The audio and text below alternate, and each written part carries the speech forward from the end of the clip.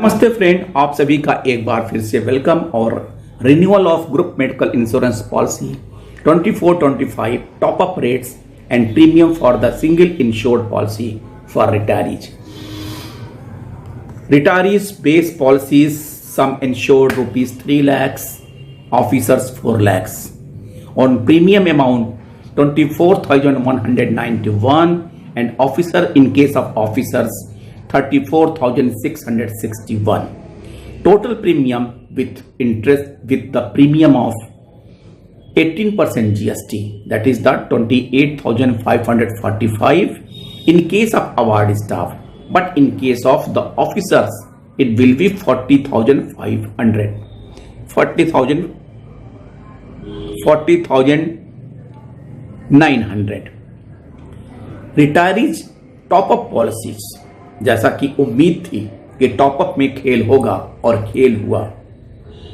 जो 1.5 गुना दाम पे आपको टॉप अप की बात हो रही है। अगर अब जो 9 लाख का टॉप अप 96,000 का लास्ट ईयर था, वो 1,01,000 इस बार हुआ है।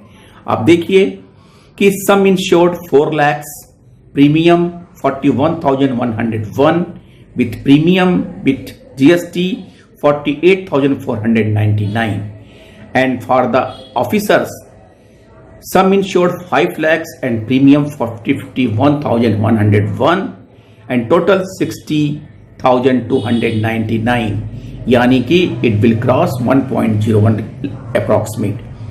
और रिटायरी सिंगल, अगर आप सिंगल बेस पॉलिसी लेते हैं तो उसमें 3 लाख अवार्ड के लिए 21,772 और premium with GST it will be 25,691, while in case of the officers the base policy 4 lakhs sum insured and premium will be 31,195 and with GST it will be 36,810, and the retiree single person top up policy sum insured 4 lakhs for award staff and the premium will be 36,991, with GST it will be 43,649, or sum insured 5 lakhs for single it will be 45,991 and with GST it will be 54,269। आप अगर इन सारे policy के premium को check कर लें तो देखें तो रिटायरीज को कहीं से कुछ रिलीफ मिलने के चांसेस नहीं है। GST अभी 18% ही लग रहा है और साथ में जो टॉपअप के बारे में जो रेट है वो कहीं भी इस तरह के नहीं है कि आपको कहीं रिलीफ देने का मौका है। और अभी मेरे ख्याल से जो सीलिंग वूलिंग की बात है कि मेडिकल पॉलिसी में, बेस पॉलिसी में क्या लगेगा क्या नहीं लगेगा, इन सब के बारे में कोई टर्म एंड कंडीशंस अभी क्लेरिफाई नहीं हुआ है। बस सारे यूनियन ने ये जोड़ के लिख दिया अमाउंट रिड्यूस 47%। अगर आप देखें तो अगर आप टॉप अप पॉलिसी लेके हैं तो लगभग 1 लाख के करीब आपको प्रीमियम देना पड़ता है। और मेरे ख्याल से ऑन एवरेज अगर आप चाहें और in the for the clerical cadre भी दीजिए, अवार्ड स्टाफ के लिए भी, तो 48 और 28 यानी कि लगभग 78, यानी लगभग 78,000 मोटा मोटा देख लीजिए 77,000 आपको देना पड़ेगा।